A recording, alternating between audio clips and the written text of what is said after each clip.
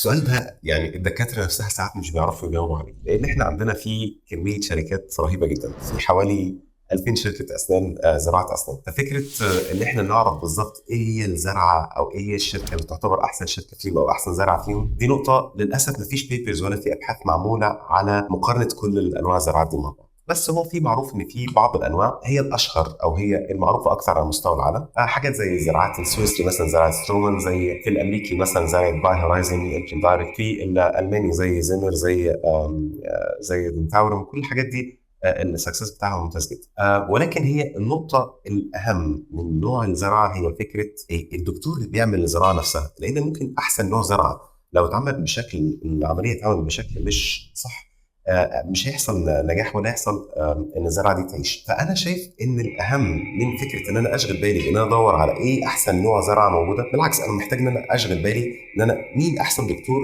وعنده احسن سكسس ريت ان انا اقدر ان انا اتعامل معاه، وهو الدكتور نفسه هيبدا يعمل ريكومنديشن للحاجات او الشركات اللي هو بيتعامل معاها او انواع الزراعات اللي بيتعامل معاها. في نقطه ثانيه من الحاجات غير السمعه العالميه او غير معدل النجاح بتاعه الزراعات هي مهمه جدا، هي فكره الوكيل وقوه الوكيل في البلد اللي فيها الدكتور او اللي هيتعمل فيها عمليه الزراعه. لان ممكن بعض الاحيان يعني حصلت معايا موقف قبل كده، عملنا زرعه وبعد كده جه وقت التركيب على الزرعه في اكسسوري معينه المفروض بتركب على الزرعه محتاجه مقاس معين وبانجل معينه، وفضل البيشنت مستنيين حوالي 3 شهور او 4 شهور لانها مش متوفره عند الوكيل. فبالتالي في حاجات كتير بيبدا الدكتور بيبدا يحطها ويفضل منها، ويبدا يختار نوع الزرع او الشركه اللي هيشتغل معاها. طالما هي النوع اللي بيشتغل بيه الدكتور من الحاجات اللي هي البراندز المعروفه او النجاح بتاعها كويس، نقدر نختار اي واحده فيهم من غير خوف.